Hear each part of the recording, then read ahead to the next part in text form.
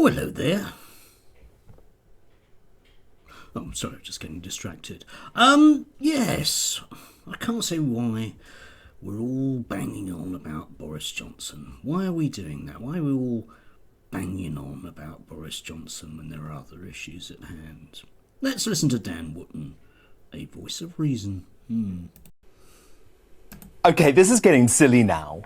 We're not seriously saying that the Prime Minister should be brought down by a 10-minute cake eating celebration on the day of his birthday after a work meeting. Are we really? Even though it was a surprise that he had no idea about, even though no alcohol was consumed, even though Russia could declare war on Ukraine within weeks, even though we are facing a cost of living crisis, even though the migrant crisis on the Channel remains a massive unsolved issue, as does the prospect of domestic terrorism, even though the civil service slob blob are refusing to go back to the office, even though the scientific establishment are refusing to accept responsibility for nearly plunging us into a totally unnecessary Christmas lockdown that would have destroyed lives and livelihoods. That's all going on right now. But all the BBC, ITV News, Sky News, Channel 4 News and the rest want to talk about is a bloody cake.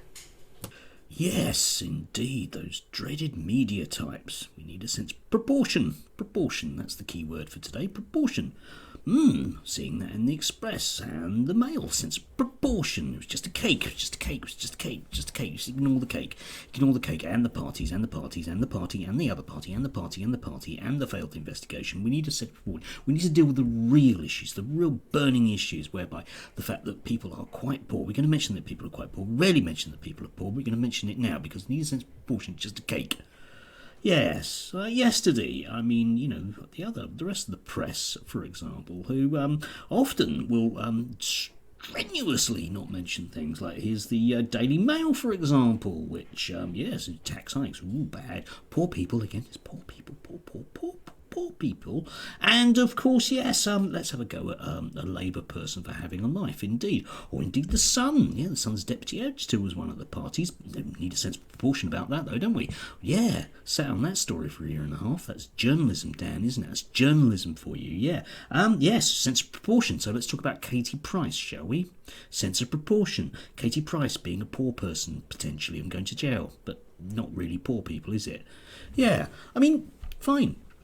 Yeah, the media. Let's talk briefly about the media. Who was it, for example, that was telling us 2 years ago that we can possibly have Jeremy Corbyn? We needed that nice Mr. Boris Johnson, because remember, he was funny on the telly 20 years ago. Remember that?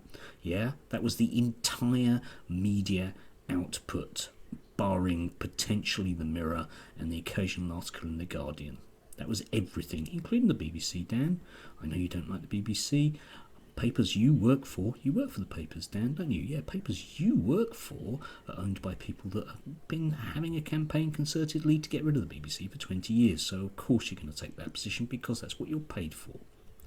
Yes, a sense of proportion. Well, I think the British people do have a sense of proportion about this, and they know damn well when they're simply being lied to and ripped off. Lied to and ripped off. And when it comes down to it, if you think about it, the thing that brought Al Capone down was tax evasion. Yeah, I need a sense of proportion, Dan. Personally, I think it's just bleeding cold. I wouldn't want to be in a house that I couldn't heat. That's proportionality for you, Dan. I imagine that number 10 Downing Street's pretty cosy. All those staff. Proportionality.